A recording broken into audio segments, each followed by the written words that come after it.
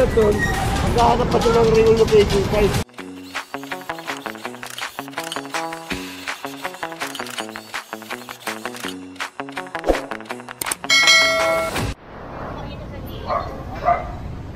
And so magandang umaga sa atin lahat. Narito tayo ngayon sa ilalim ng tulay. Kaya kasama natin ang DPS District 1 sa pangunguna ni Boss Egay. And i-report to sa atin ng barangay. Ngayon na-actionan natin ito. Ayan. Ito na yung truck natin. Dala natin yung pinakamalaking truck ng DPS, yung Shockman, yung orange.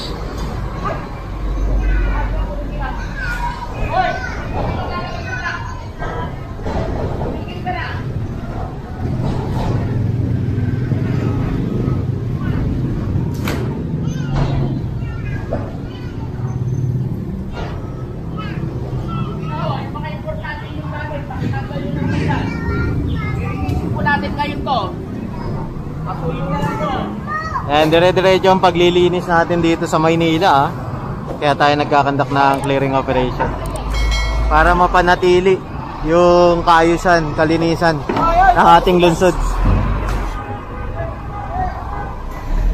Ayan.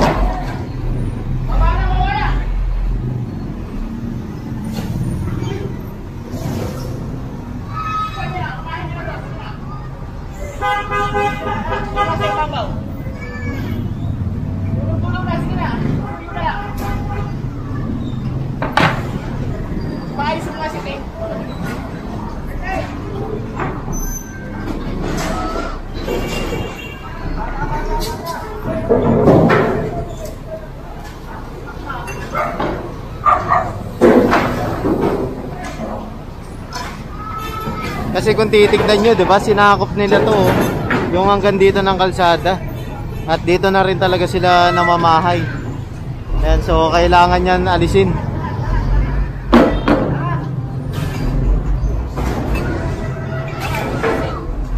Ayan, puspusan ng pagsasaayos ng ating gobyerno kasi rito sa Maynila.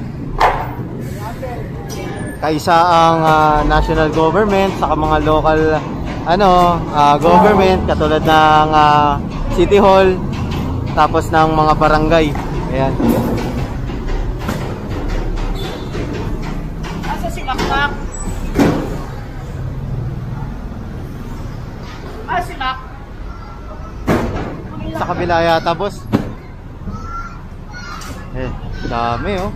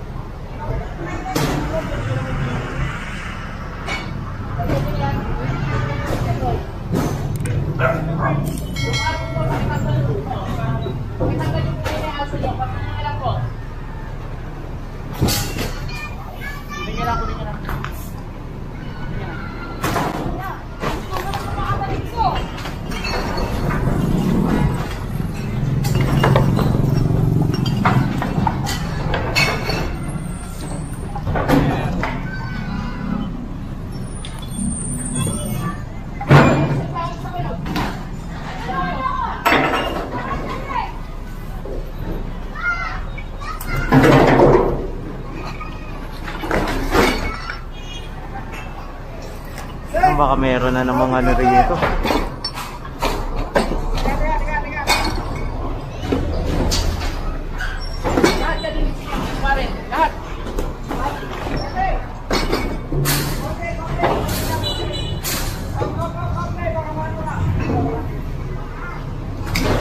Dami oh.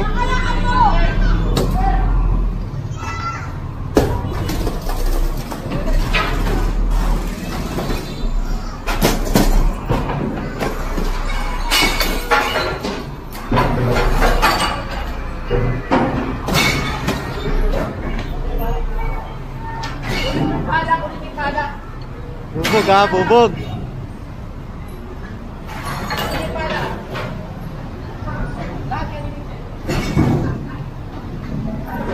And so may naka-assign naman na sweeper dito. Ngayon, yung mga matitira katulad yung mga abubot na yan, dadakutin niya ng ating sweeper. Ayan na, yung Leonel nakabang na. Tapos yung sweeper ng DPS na request na sa opisina at pinapupunta na rin dito para malinis, di ba? Basag ha, basag.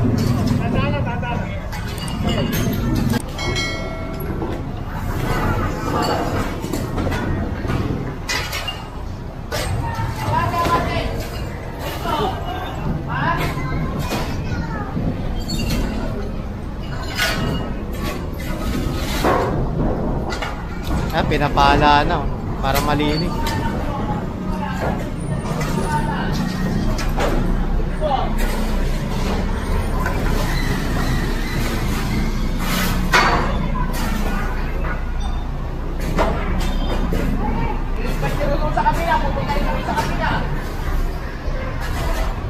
Kaya kasama nga pala natin si Kapitana ha.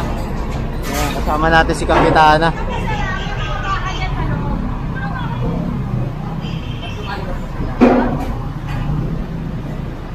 May bahay naman pala sila, ba't nandito sila?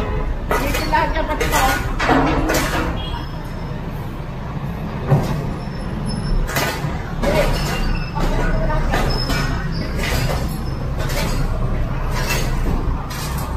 Oo, dami oh. Sa totoo lang kung dayo ka rito, matatakot ka dumaan sa gabi rito, sa totoo lang ah. Matatakot ka dumaan kapag dayo ka rito. Unahin mo na yung anak mo. Yung anak mo itindihin mo. Ayan, bali ito, winawalis na dito sa kabila. Ayan. Diyan na rin kasi yung sweeper ng Leonel eh. Alam niyo naman, tandem palagi yan ang DPS at ang Leonel para mas mapabilis yung trabaho sa paglilinis dito sa Kalakang, Maynila, especially dito sa District 1. Dahil alam nyo kapag nasa Tondo kayo, napakarami talagang pasaway. Matitigas ulo ng tao rito eh. Kakalinis lang, kakalatan ulit, dudumihan ulit. Kaya talagang ang gobyerno natin ipuspusan sa paglilinis rito sa Maynila.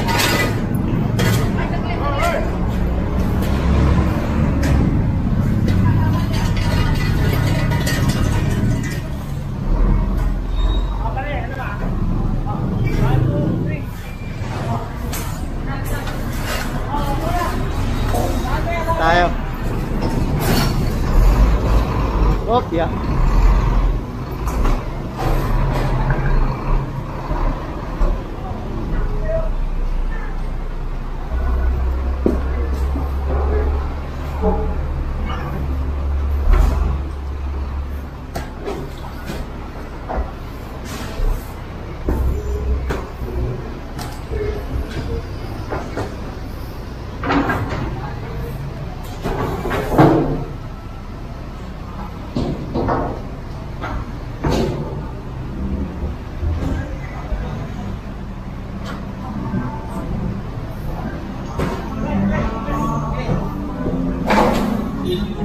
Pa, dami. Karamihan dito, ano, kahoy. Hey! Ito pa, hanggang dito tayo sa gilid. Yan sila Kapitana XO. Yan kasama natin. Dami oh.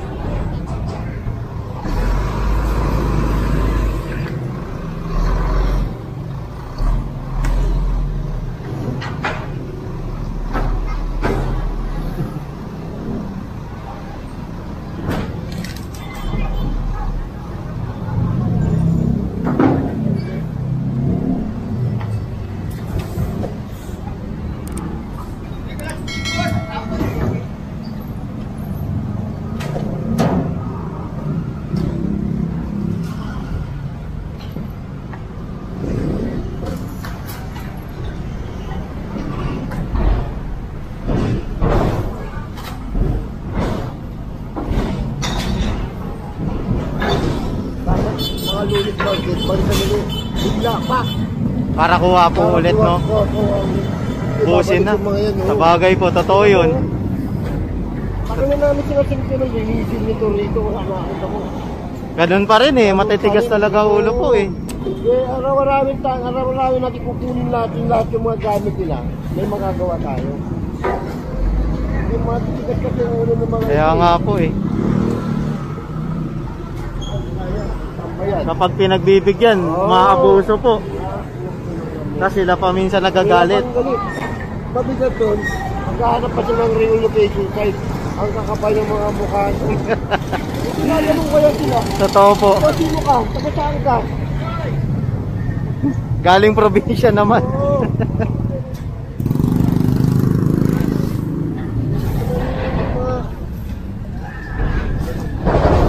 Eto na, eto na. Hoy, kuya.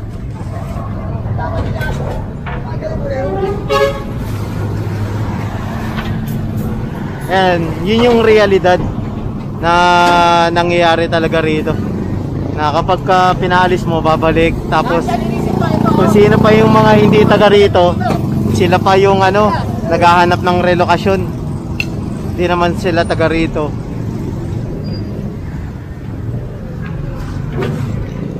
Pa mga tinambakan pala to ng mga debris-debris.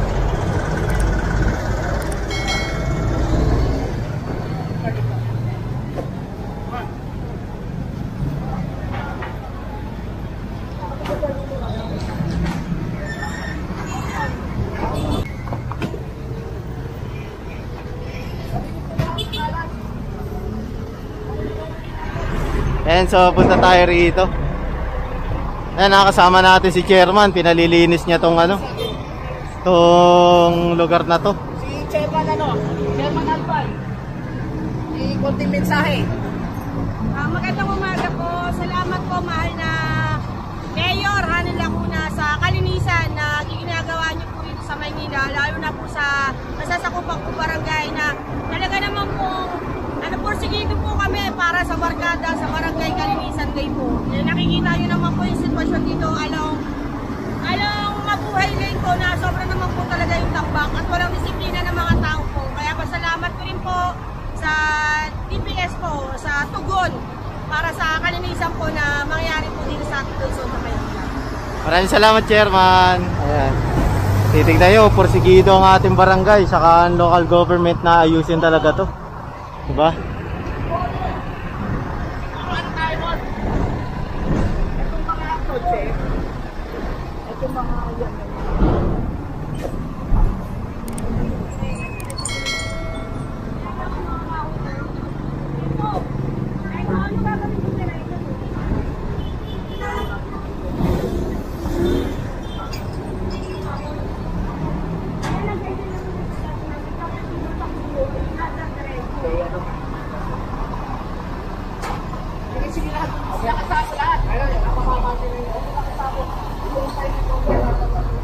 Ayan, loader yung matitira kasi kung titignan nyo, nakawatak-watak na oh. Wala nang sako yung iba, puro panambak na lang. Kaya loader yan.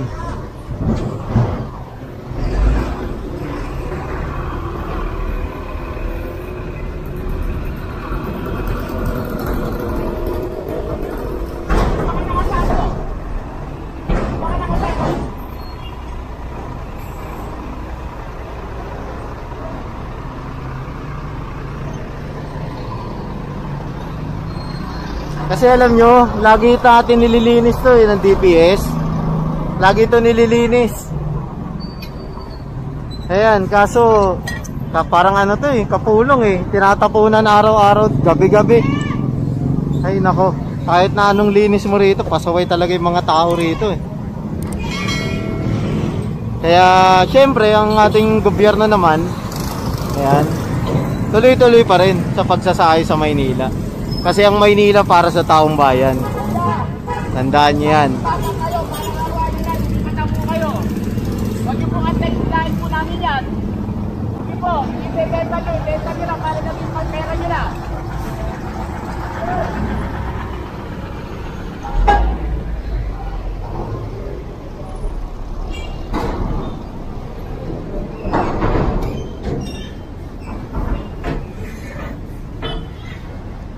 Balikan natin sila. And so babalikan to. Kagaya nga ng sabi ng opisyal ng barangay, babalik-balikan to para mapanatiling maayos yung kanilang nasasakupan. Kasi mandato rin sa kanila yan ng DILG, di ba? DILG mandated clearing operation sa bawat lugar, sa bawat barangay. sa buong Pilipinas. Ayan.